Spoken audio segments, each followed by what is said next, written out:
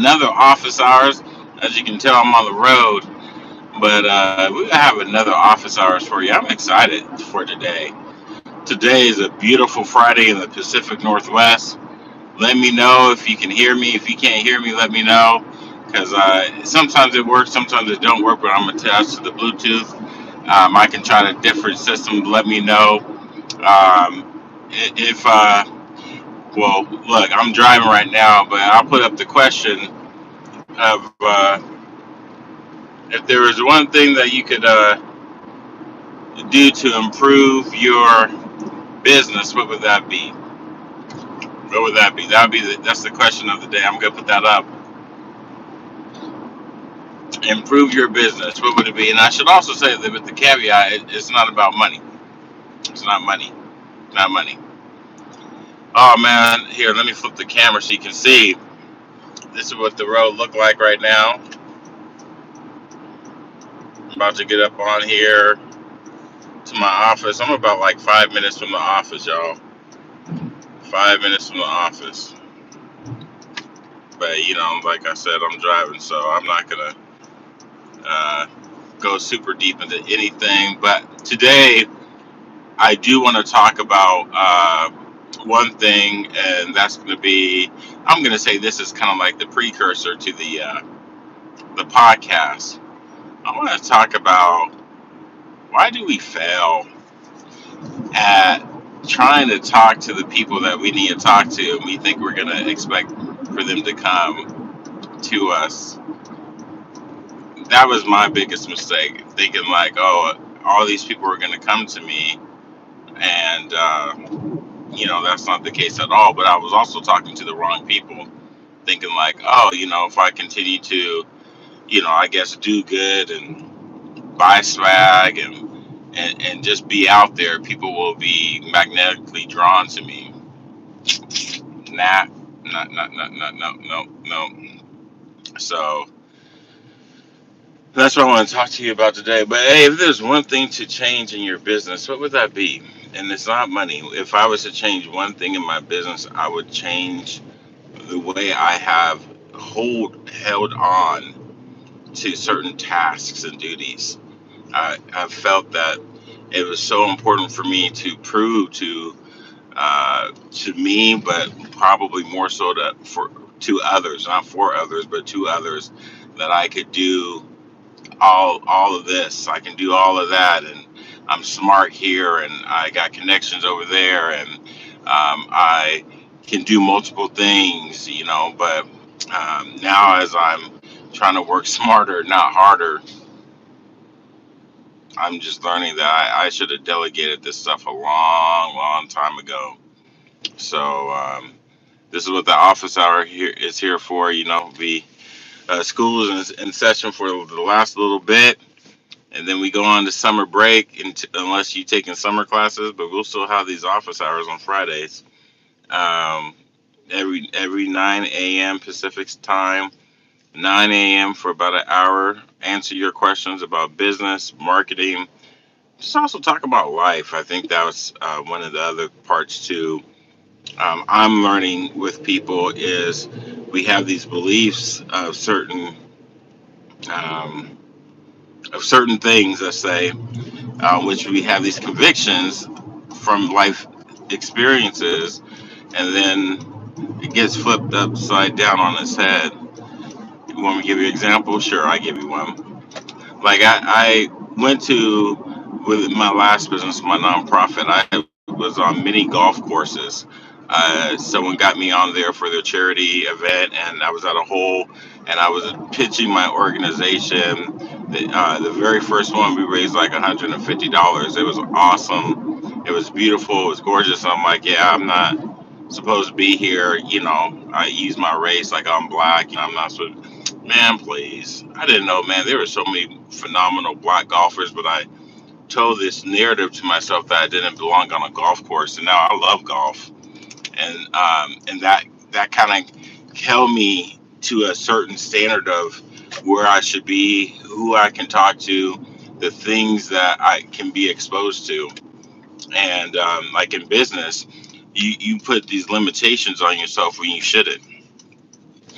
But it's all because we have this false belief. We put this false narrative out there for ourselves, and we shouldn't do that. So um, let me pull in here.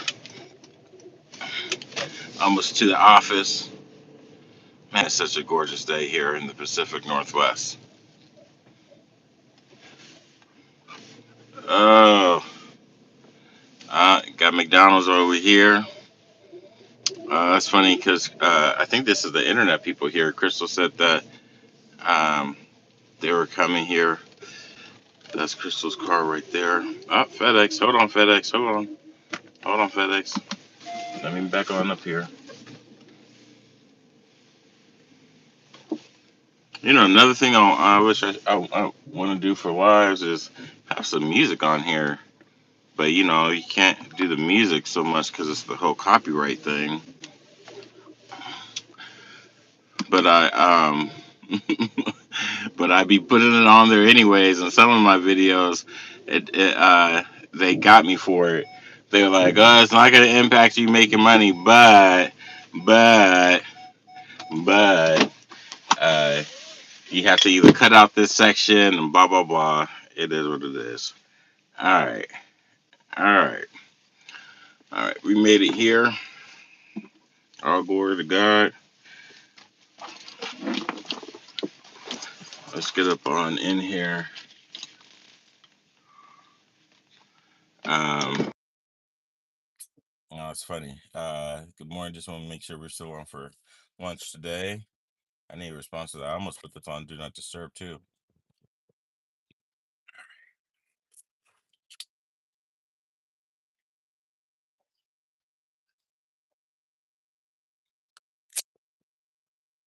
All right.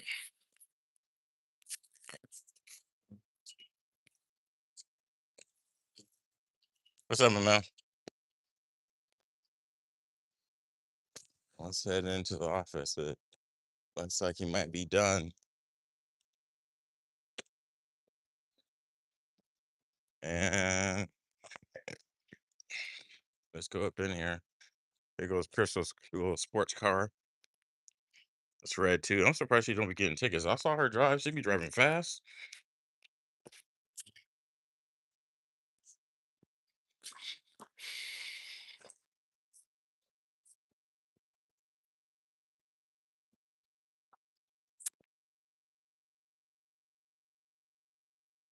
She did open the door for me. That's what's up.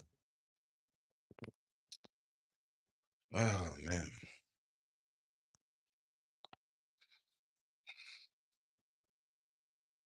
All right, let's go say what's up to him. Let's say what's up to him. Hey, hey, hey! What's going good? You're on YouTube Live. Yes. How did everything go? They haven't come in yet. CenturyLink is out there. Oh, they haven't come in yet. What? Yeah. So I'm just. You've been here since 8. I have. Yeah. Well, they give Morning person. obviously. They give you a time frame of 8 to 5. 8 to 5. Yeah. Wow. Yeah. Wow. Good times. Oh, and Paul's not here yet? No, no, not yet. Mm. It'll be good for him to kill that computer. That thing is so old. Yeah. Yeah. You got all the things that you needed. Mm. So, You're on live? yeah. I'm live. Yeah. Thanks for taking me to that networking event. Absolutely. Yeah, it was let me put this right here so they can see us both talk. Um, it was um I didn't even see that before how that was what's his name stuff. Um oh, I'm not Oh, that's just a text message. so the networking event, it was good. Let's see, I'm making sure y'all can see us. Okay, you can see us now. Um it was It wasn't, obviously, it wasn't what I thought. Talked about the whole expectations. But it was also, I got a chance to see the houses inside that area. It's funny, I've driven by there many times, but then getting there, knowing it was her event, and I just saw them like 2 weeks ago when I was walking, and just to see the mix of people there. Andy puts what I like about Andy's get-togethers is she has structure around it, and it's not like a just common network. She has structure on it, and then you'll notice like throughout the party, um, she'll have everybody come together, Right. answer a question, and then you go back to mingling. And I really like that format because it helps bring the whole room together, but then you can then section off and each time what I notice is when you have people come together like that and then you break off again, usually it gives you opportunity to break off and talk to somebody. Yeah. Yeah. Um, Her and her cat. yeah, that was that I think that's one of the first times I went to like a true networking function that wasn't like a rotary or Yeah, it was not attached to any no. organization at all. And I'm sure you save money, you can do it any way that you want. She has a space for it, so that was cool. Shoot, I could even potentially do that in my home. Yeah, well, and that's one of the things that Andy has shared with people is that her intention of her house was to, like, that was her forever home. And the part of the idea of it is that she would be able to host parties like that. Oh, that's her forever home. I'm sure it costs a grip too. Yeah, so it's a nice home. It's a very nice home. Yeah, yeah, it's a good home. Yeah. No, it was I didn't work on any of my YouTube. I didn't get that far, but it was good for I did talk a little bit about it. Um, talked with a couple of, talked to about the conference. Like Jeff asked if I was gonna do the conference again. I was like, no, probably not this year. And I mean, he's like, yeah, it's good to like, do a reset. I'm like, it's been 5 years. Like a financial reset. Hey, yeah. But this is a conference reset, Conference reset. business reset. Yeah, I mean, even like Greg was saying too, he was like, sorry I couldn't make it. I'm like, yeah, there's just a lot of stuff happening, but you know, from us, we had our little walk and talk processing through uh, our meeting. Then Keith hit me up. He was like, "Hey, great conversation." Chris was like, "Man, I'm sorry I missed." It's like, I'm bummed I didn't get it. I was like, I think here's where found founders it needs to be centered and focused. That is the avatar is founders. The avatar of what? Connected, then the connected Oh, trust. connected. Yeah. Yeah. Yeah. Because as we talked about with Keith yesterday, as a soulpreneur or business owner, one of the things is it can get lonely because you're at the idea is you're at the top. Yeah. And there are times where you're like a lot.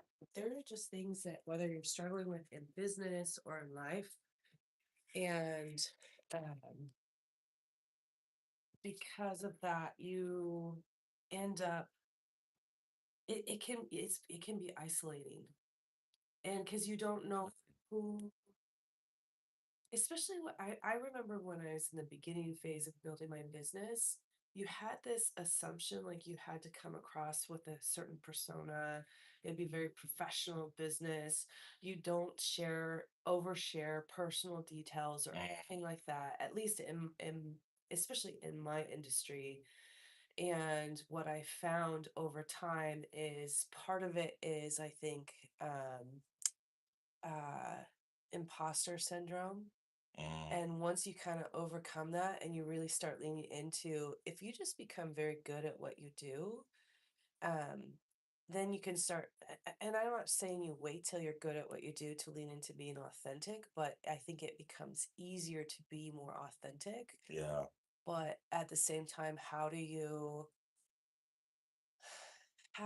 you still show up as you, but in for me in a professional life, but still be me and still have fun and um but also how do you be able to connect with it's not like you're working for somebody else and you have a coworker and you share everything together and your lows and your ups and your downs and stuff like that. As a business owner, it's harder to do that because you have to be very careful about sometimes what you share and how you share it with people, Mhm. especially if it's your team or Mhm. vendors or clients, because depending on what you share and how you share it, there's that optics side of it of, well, are they going to judge me for this or are they going to hold this against me or, I don't know. And I think it's a little bit more lenient these days, or more open and receptive to actually connecting with that side where what if you are struggling or what if you have, you've accomplished something, you have Because we're all something to struggling at some well, level. it's we're all struggling with something. So I'm putting it in here. I put it. I started off with. I said, "What would you change in your past?" What would you change in your past? Mm. What would that be for you? That's a hard question to answer because I wouldn't be who I am today if I didn't go through the things that I went through in the past. I don't focus on what I would have changed in the past. I would use what has happened with me in the past to think about how I'm going to change things in the future. Okay, you're funny. You I never answer your questions the never. I just want y'all to see that like she's never gonna answer it the way. way he says I'm his most Mm, difficult one. exactly. Yeah. I was trying to put it up there, but it doesn't seem like it wants to do that for me. Oh, Crystal, Crystal, Crystal. Yeah. Mm. Man, you've been here since 8. That's like I thought I thought essentially I was like, oh, and he was strolling walking out. So he was like, Maybe somebody else is getting they're getting giving it to somebody else right now. hopefully not. Yeah. I done it. Yeah. Okay, so you answer that question now. What would you change in the past? What would I change in the past? Um, let's see here. If I was to, I would change it. Like, I I don't have any regrets. So I'll first say that. Um, but I will say that. Oh shoot, I gotta remember I respond back to this person. Or um, some things I would have changed in the past, and I was kind of saying this on the way in here for those that are still watching. I would not feel like I need to perform for anybody. I don't I don't think that has really ever helped me. But I felt like I needed to show people that I was smart enough, I was good enough, I could do what they do, and I put these limitations. Matter of fact, speaking of which, um, I my first time at a golf course was at Camas Meadows. One of my founding board members, he paid for us to have I think it was, I think it was I think it was hole 13. I think it was. It's on the road. It's gorgeous, beautiful, and we raised $150 that day, and I was like, yeah, this is. I don't even need to golf. There's no. I can just do this all day, and I'm like I didn't think because you don't see black people there. Not just because I live in a. I mean, I also live in a white town too. uh, but I set it up in my head that I don't need to golf. Golfing is on for me when that was like the wrong type of mindset to have. So I'm just, I would What have has changed since then? that was about to be my next segue. Good segue. Good question. I had to change my mindset just because the old way thinking, the sinking thinking just doesn't work. What do you think you did, or what do you think helped you change your mindset around this?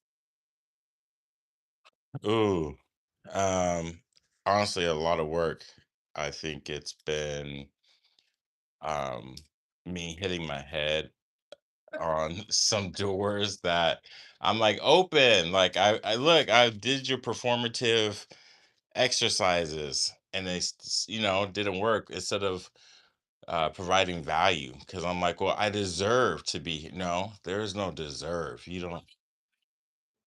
When you say I deserve to be here, what did that stem from and what did that mean to you? I think there's this level of entitlement that maybe I saw as a child and maybe watched too many Disney movies of like, you know, if you put in the work, you'll get there. Just keep working hard and you'll get there. Just This whole idea of working hard. Yeah, but what if I mean, there are lots of people who work harder than us and aren't where we're at today. It's like, what are you working on? You can work hard, but you could be working hard on the wrong thing. yeah. I had to stop trying to get like these 30 to 40 things done on my to-do list and let's do the things that's going to be most impactful. So how do you do that? How do you, like, what does that process look like for you? Um Uh, I definitely gotta put this on do not disturb because I'm trying to do something here, y'all. Dang. Um, I think it starts with uh that's a really good question, matter of fact. I think I think it's me starting with understanding my lifestyle. When before I was trying to do juggle all different like I had a 9 to 5 job and this 5 to 9 hobby that I said is my hustle. It's my So if I heard you right, you just said your business was your hobby. yeah, yeah. And when you flip that upside down, and then it's like, wait, I'm meeting with these people thinking like they're gonna give me a handout versus I have a hand up saying help me.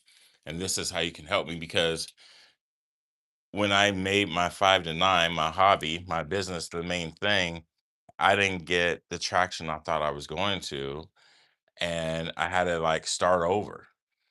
So you said like the other day or yesterday, like it may take someone 5 different businesses to find the thing that works.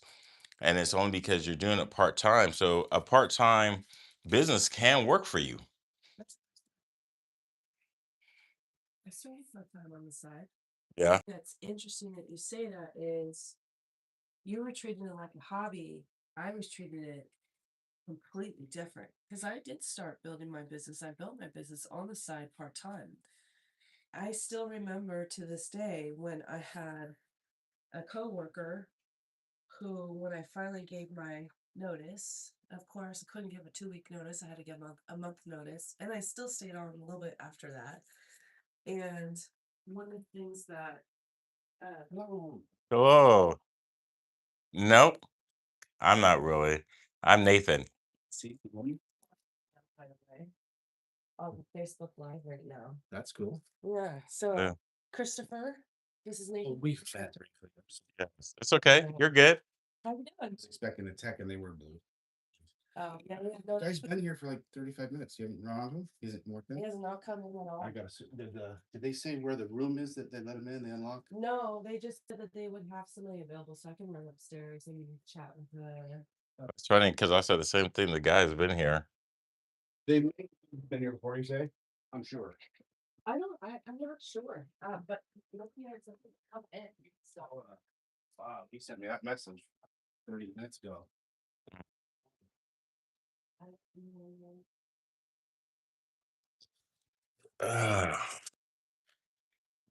Let's go ahead and get set up. Get set up. This is Chris and I. We be having our conversations, and it's just like he just be. I mean, honestly, it's just we be talking about life. We talk about business. Um, but she has a podcast we're working on, and I got a chance to hear a little bit of her story, how she went about it. But giving a month's notice, that's kind of crazy. Uh, but the way she can't went about her business, I had to tell people about it because I had a nonprofit, but it couldn't be like a conflict of interest. So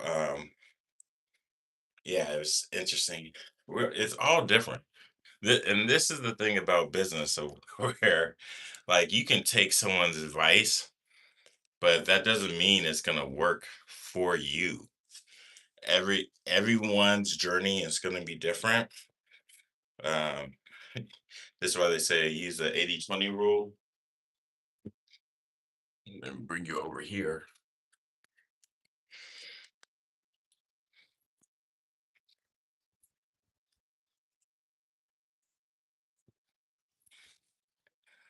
All right. Okay. All right. You know, again, what would you change if you would had an opportunity to redo it? Not to say that you have regrets, and not to say that you wouldn't want to still be where you're at. But if you made one change, how would that? It's kind of like that movie, The Butterfly Effect. One change could change everything. I do believe that. Also, I kind of look at it as like how that one change could also make life easier for you right now, or just make life straight up harder. But for me, this is comes down to like I was trying to appease so many people and not myself. The saying is when you please everyone, we what does it say? What was it saying? Um, when you try to make everyone happy, you make no one happy. Something to that effect. So it's funny as I'm working on back to this is the podcast that I put out last week. I'm working on the podcast for next week, Monday, in a couple of days. That's going to come out. My biggest mistake is trying to cater to everybody. And I was trying to cater to everybody instead of what I don't know if you've heard of a saying, the empty chair. The empty chair was from Amazon's Jeff Bezos, and the empty chair uh, is one of Jeff Bezos' secret marketing strategies. If you heard about it, then you know exactly where I'm going with it and why. For some people, this is like, of course you should do it, but for other people, when you say Jeff Bezos, I don't know why. Let me turn off. Let me, I'm I'm turning off my Wi-Fi. I don't know what's getting interrupted like that. But let's stop that. Yeah. I turn off the Wi-Fi because it's getting kind of crazy. Um, because it shouldn't be doing that. So my bad. But so we're talking about that probably won't work either. Let's see if my internet will work. But the Amazon's empty chair. And here's what the gist of it is. It's basically is Jeff Bezos says during every meeting, you have to have at least one empty chair. And that empty chair is for start with the customer and work backwards. So when you're having a meeting and you're talking about making decisions, now I will say, like, I'm just reading this off of certain blogs and everything else. I haven't watched a video of him actually saying it, so he may have said that or maybe not. But I'm reading an article now on Inc. that says Amazon CEO Jeff Bezos is famously obsessed with customers. He's known for saying, start with the customer and work backwards. And that's the reason every project or product at Amazon starts with a press release that features sample customer quotes. It's something that he said the 20-year-old startup in good stead. That's I'm reading this article. He says obsessing over customer experience is the only long-term defensible competitive advantage. One problem is that the customer isn't really there at every meeting. At the Amazon Insider told me recently. So what we like to do at every meeting is we reserve a seat for the customer. And I think that's so important to do because when you say, "Hey, this I'm gonna save the seat right here for the customer," that makes a hell of a difference. I'm trying to make sure making sure some stuff works. All right. So, in my latest podcast, I am going to talk about that empty chair, because I know for myself that has been one of the major mistakes that I've done is fail to talk directly to my customers. I have failed to directly speak to their pains and their problems and talk to them as if I can help them through the journey, and rather than like, as sometimes I would just inundate them with details or overwhelm them with facts or uh, blast them with all these benefits instead of just talking to them and saying, what do you need? What does this look like? How do you want it? And how can we make this right for you? Just let's get to it. Like, okay, this is what it looks like, and make it fit. So, in my podcast, that you're gonna see that comes out on Monday. If you haven't already subscribed, make sure you like it and everything. I titled the podcast "The Empty Chair Strategy That Built Amazon." It's episode 311. And this, for me, it started with, like I did last month, I put out all this content, and it made me realize that, putting out content is great. Putting out content is important. Speaking directly to your customer is super good, right? Uh, what makes it better is when that customer not only says thank you, but they send you more clients, right? You can talk to your customer, but they might, and I should say you can talk to your avatar, but they might not be a customer just yet. So like when I think of Amazon, when I think of the Prime, I'm a Prime member, but I don't buy a lot of things on Prime. I used to, but not anymore. But I'm still a customer. I still at least pay for Prime. They still get some money out of me every month, and that makes it all worth it. Um, but they're getting money from me. I'm their customer now.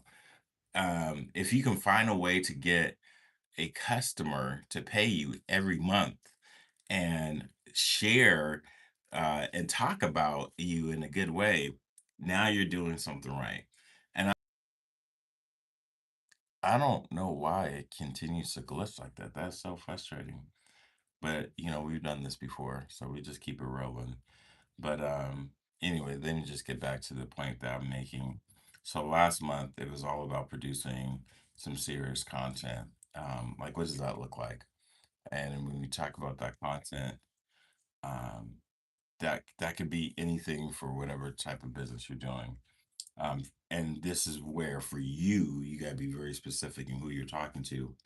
And I mentioned strategizers on business model canvas in my podcast because when I teach at the college level, everyone talks about having a business plan. Ain't nothing wrong creating a business plan, but most businesses don't have a business plan. You can ask any founder, and if they're not going for like some sort of funding, crowdfunding, or capital, more than likely they don't have a business plan. And a business plan, it can be anywhere from like 10 pages to 300 pages. Um, but a business plan typically is used for funding purposes. I have so many things to say about that, but I don't want to focus on that because what I do want to focus on is this business model canvas. Strategizer made it. This is where I used it, and I turned it into a tool that I use for my clients. And when I show this to people, they're like, "Oh, this is your whole entire business, 9 segments to help you through. What does that look like?" You can watch the Strategizer YouTube videos. They talk to you more in detail about what each of those segments look like or the process when they say like when they're speaking directly to the avatar.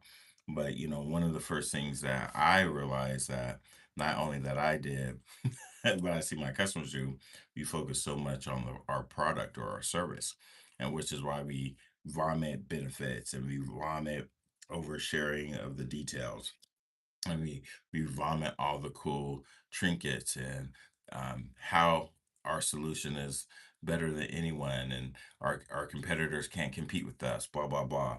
But the thing that we should be focused on, the number one thing you should focus on, which is they say is the customer. Is the customer. You put the customer in the room, which is why I love the Jeff Bezos empty chair strategy. You make sure you save them a seat, and like, what do they say? What do they want? And when you and so when you look at some very good commercials and ads, or any sort of like product push, they all have customer reviews. And when you put customer reviews in there, it becomes that social proof for people to say, "Oh, it's just not them touting their own uh, agenda."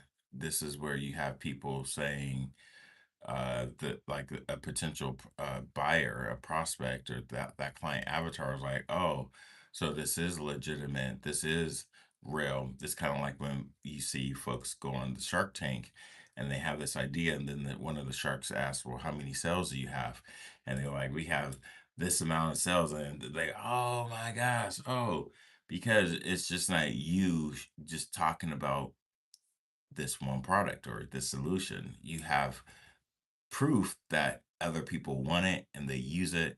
And when they say like, "What are you projecting?" and they say these sales, you're like, "Oh wow, so you're this actually is absolutely." But there's a whole system behind that. So last week when I was talking about, um, or not last week, last month when I was talking about the content and everything, I realized that the content's great, but you got to have a strategy for the content. Content is just a tactic. What I failed to do, even with you, is talk to you about, what does that look like when it comes to you putting out content that is going to speak to your customer. And so, one of the things I learned about 6 months ago, um, I took this class, and um, they were very good at this class, and they were talking about how to develop content and everything. And his name was actually Omar. You maybe have seen, I took his class, his week class, and he says one thing, that like stands out to me, and I say it to myself almost every day: is just be the content. Be the content.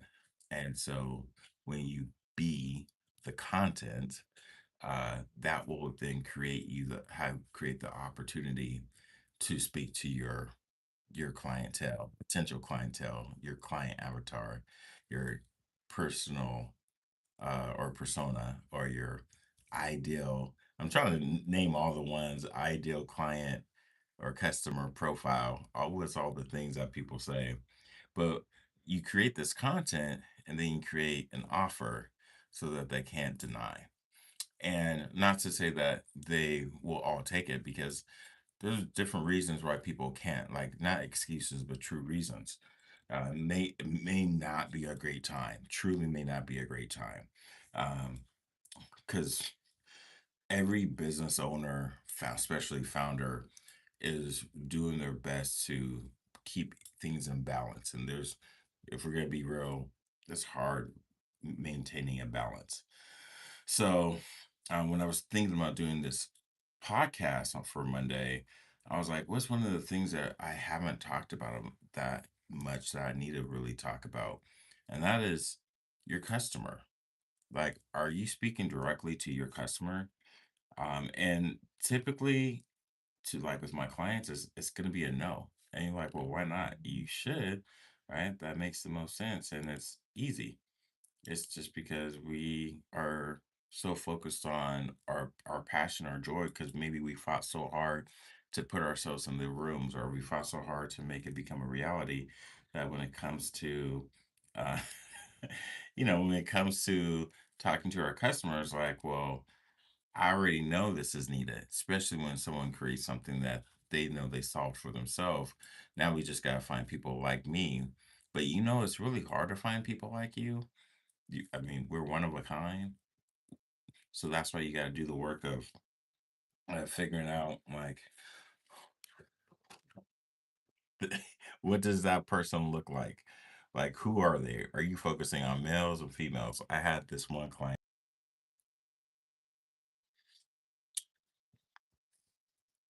It's still, I don't know why it keeps glitching like that. But I had this one client that I brought this out, and it shook their world. And this one client, leading up, not we weren't there yet, but we were leading up to it. I was talking to them to say, look, we need to focus on that ideal client. Like, who are we talking to, right? And they were like, I serve both men and women, and I do this and I do that, and da da da. I'm like, okay, well, let me show you something. And so I went into Facebook, their Facebook, and I said, let's put an ad out. And they were like, okay, yeah, that's a good idea. Let's focus it on, let's do an ad, let's do a Facebook ad, and we're target a 3 mile radius. Because there was also food. Let's do a 3 mile radius on the restaurant, and we'll put like $100 to it just to see what it looks like, right? Well, one of the first things they asked, and this was like, I'll say like 8 years ago, they asked, is it to a man or is it to a woman? And it couldn't be both. And so immediately that client looked at me and said, all right, I get what you're saying. Immediately, you have to, and this is back when you could like really target people. You can't target people like you can today because that's called profiling. Um, and the affirmative action, uh, Supreme Court action to strike that. Now you no longer can target people, which has led to the push of psychographics. So the psychographics become more important in understanding what is the lifestyle, what is the activities, what is the hobbies, and the affinity groups, and um, just that. I would just say lifestyle to make it easier, because you now have to catch them when they're doing these activities. So let's just say you want to sell an energy drink. Well, you're going to not focus on, say, teenage boys, let's just say, right? But what most teenage boys do is game. So you're going to go into the gaming community, and you're going to get into that lifestyle niche, and you're going to then put your ads out there. So all that said is, when you then focus on your, coming back to the business model canvas, you focus on your customer. Now you're able, when you're talking to them, you learn who they are. Then you can talk to them about your value proposition. And then number three, it's just funny, is the channels. Now, most people of my age, we think of channels as uh, I'm just gonna say they think it's social media. A channel is also in person. So when we are thinking of how we are going to engage with our customer on a regular basis, right here, customer relationship, you're always wanting to meet them where they feel comfortable at. And my mistake, coming back to my mistake of Like, I didn't know that I needed a business model to support my customers 24/7. I was trying, and yes, it needed to support my lifestyle 24/7, but I didn't know it also needed to support their lifestyle 24/7. Let's bring it back to Amazon. Amazon supports your lifestyle 24/7.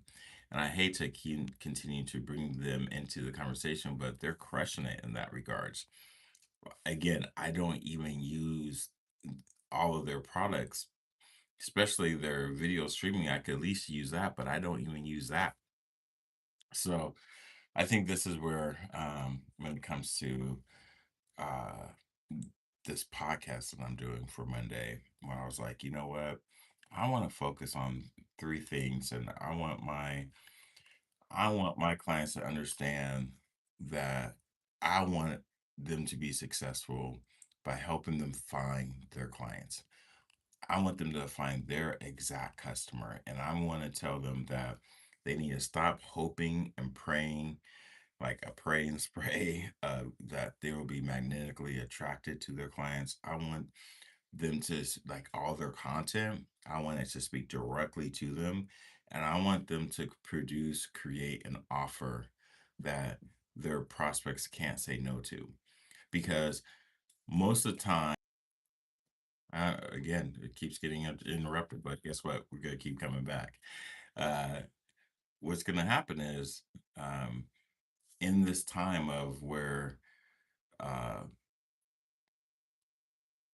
they're producing an offer to a prospect, what's going to happen is, and let's just say it could be bad timing. Okay, here's a good reason, just not the right timing. But if they are a customer, if they're a true customer, they're going to follow you. So provide ways so that they can follow you. It could be a newsletter. It could be social media, Instagram, Facebook, YouTube, uh, Snapchat, TikTok, all these different platforms that people are on, Pinterest, right? I mean, come on, like find where you are going to find your people at and then be there for them. Number two, whoops. Number two is, um, the number two is the budget. Not everyone can afford your services. If they can't afford your services, don't demonize them. And it sucks for it. I get it. Trust me. I got a lot of customers that say, "Hey, look, I can't afford you." And it's like, man, I hate that. I even hated telling people saying like, "Oh, I can't afford it right now." But that doesn't mean I'm not your customer. And so here's where like you just gotta roll with it.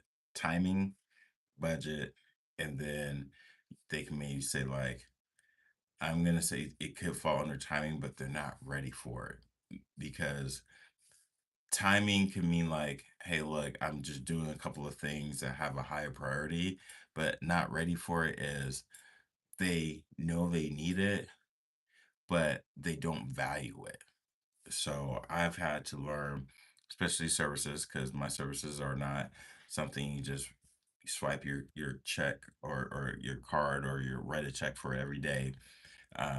You It's a big purchase, and I used to throw out discounts and homie hookups.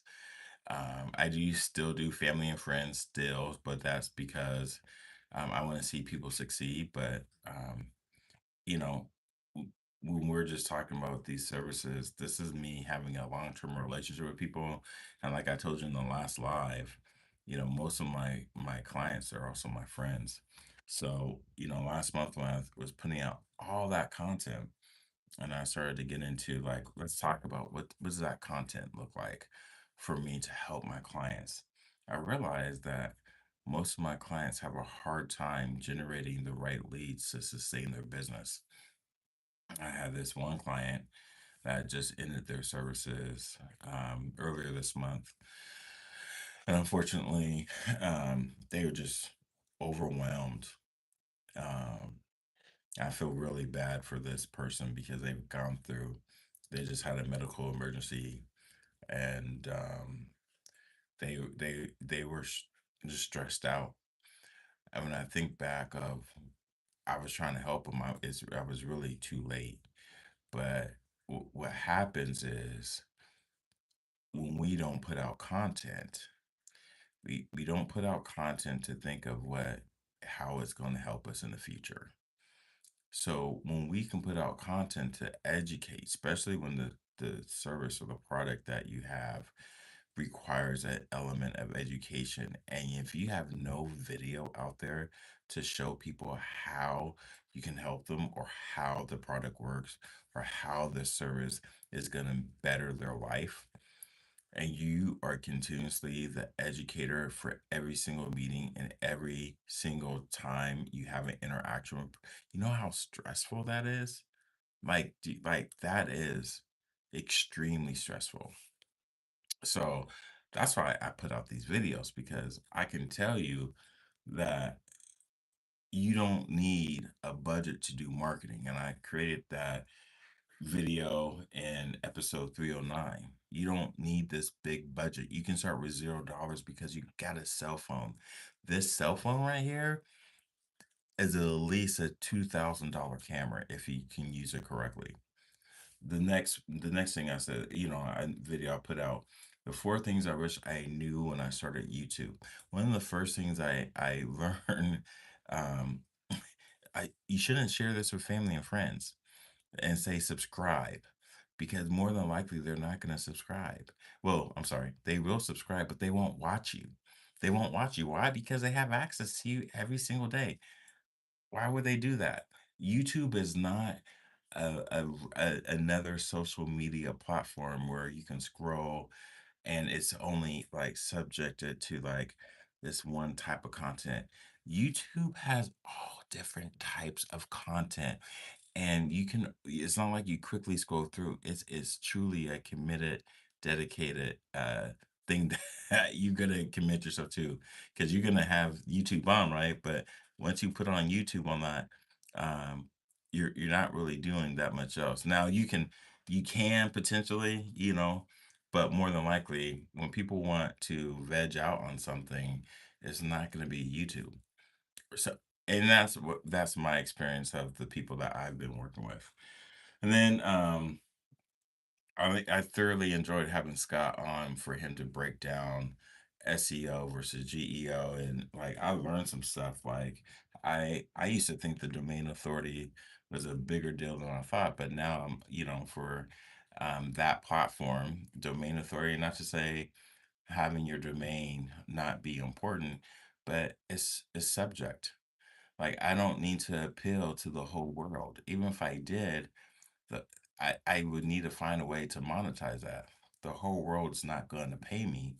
Even like with our boy IShowSpeed, he goes on live. It seems like it seems like almost every damn day, um, and I know he's getting paid, but he's also putting out. He's making a lot of, or I'm sorry, he's spending a lot of money for him to have these unique experiences, meeting new people. You see, like what IShowSpeed does, he doesn't just do the same old thing every single time. Like he understands his customer avatar. They want new experiences, places that they probably wouldn't have gone.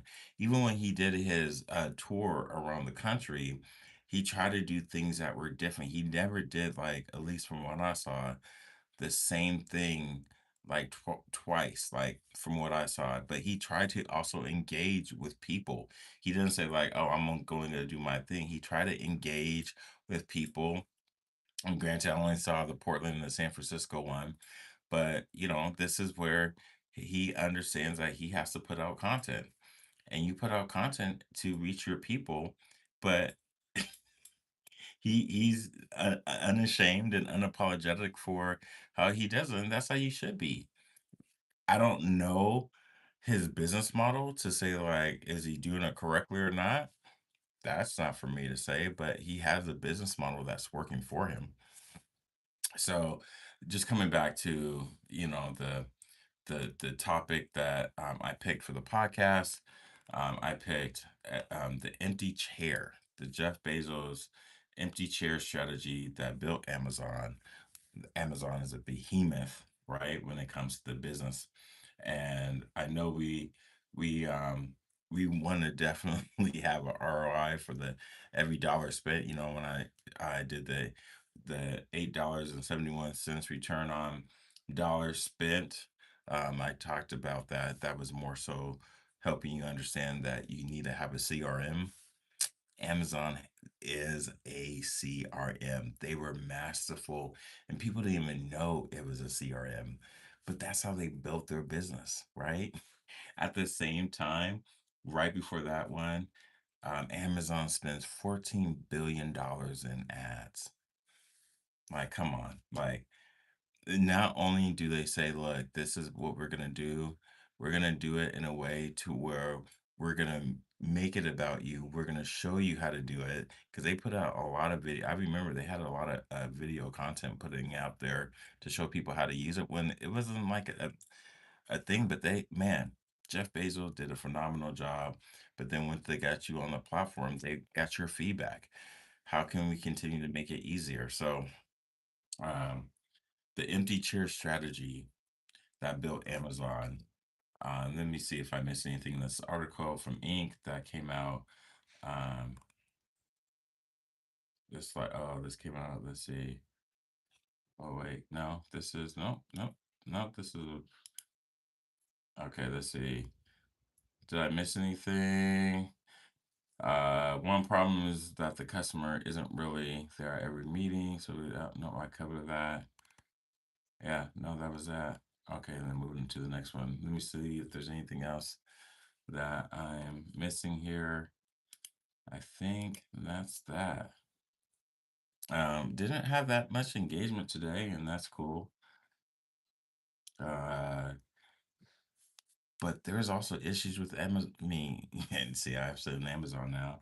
The YouTube servers, like, what's going on with you, YouTube? Why did you guys kick me out like 4 or 5 times? That's not cool. I'm trying to help my people out. Trying to help my people out. All right, y'all. Hey, well, we'll talk next time. I wish you a great weekend. This is going to be Memorial Day weekend here in the United States, so a lot of people already took today off to have a 4 day weekend. But make sure you catch the podcast, episode 311, the empty chair strategy that built Amazon is going to be coming on. Go to your favorite podcast app. Make sure you download it there. You can watch it here on YouTube. It's going to come out at 3 a.m. Pacific time.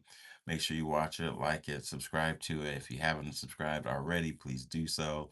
Make sure you comment too, because I have a question for you. Put your comment in there. I kind of gave you an Easter egg earlier, but yeah, make sure you go in there, check it out, check out the podcast, and I appreciate y'all.